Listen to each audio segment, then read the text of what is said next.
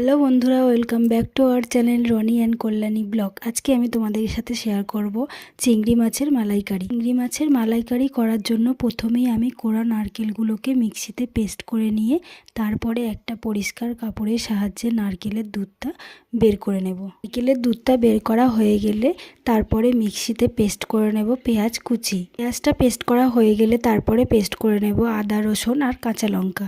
পরে সব রেডি করা হয়ে গেলে কড়াইয়ের মধ্যে তেল দিয়ে তারপরে দিয়ে দেব দুটো এলাচ।